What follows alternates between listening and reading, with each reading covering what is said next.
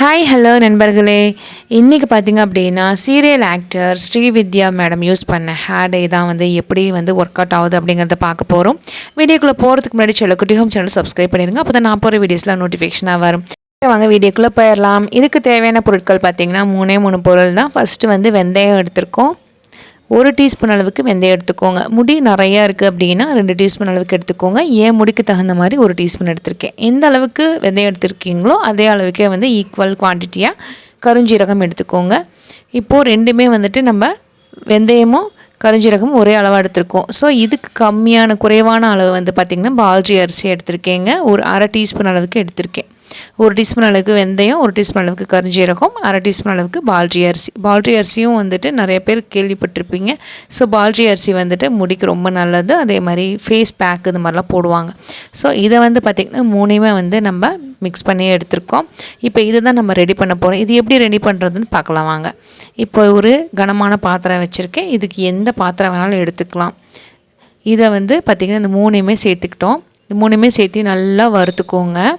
கருஞ்சீரகம் வறுப்படுறது நமக்கு தெரியாது. ஆனால் வெந்தயமும் அந்த வெள்ளை கலரில் இருக்கக்கூடிய அந்த அரிசி இருக்கு இல்லையா, பால்ஜி அரிசி, அது கருப்பாகிறது நல்லா நமக்கு தெரியும். ஸோ அதெல்லாம் கருப்பானதுக்கப்புறம் தான் நம்ம அடுப்பை ஆஃப் பண்ணுற மாதிரி இருக்கும்.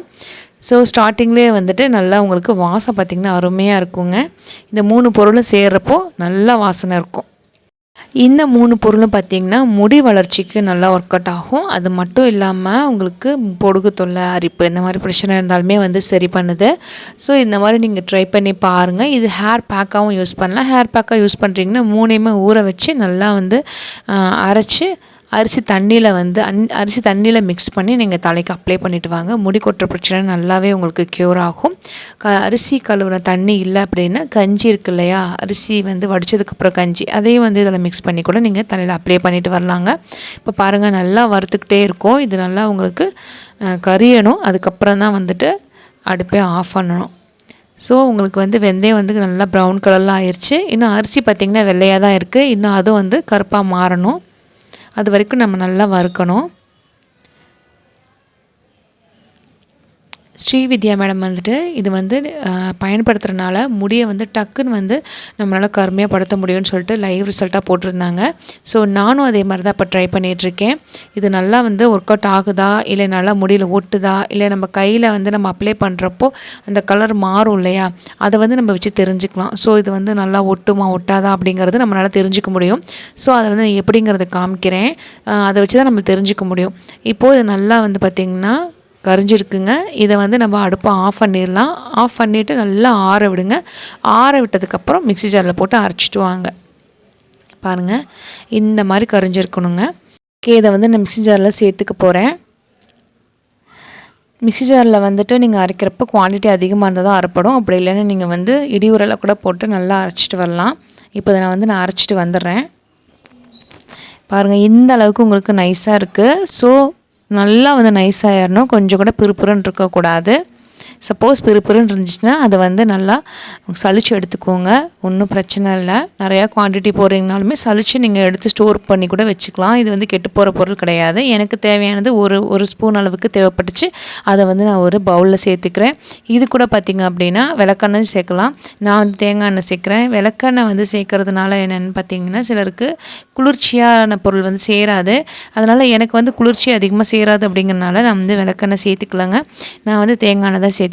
உங்களுக்கு விளக்கெண்ணெய் வேணுனாலும் நீங்கள் நல்லா மிக்ஸ் பண்ணிக்கோங்க. விளக்கெண்ணெய் போட்டு 1 டீஸ்பூன் அளவுக்கு சேர்த்துக்கோங்க. நீங்கள் பார்த்து கொஞ்சம் கொஞ்சமாக எண்ணெய் சேர்த்துக்கோங்க. அதிகமாக போட்டிங்க அப்படின்னா உங்களுக்கு ரொம்ப கொலன்னு மாறிடும். அதனால் நீங்கள் கொஞ்சம் கொஞ்சமாகவே சேர்த்துக்கோங்க. இப்போ இன்னும் கொஞ்சம் நான் எண்ணெயை விட்டு நல்லா மிக்ஸ் பண்ணிக்கிறேன்.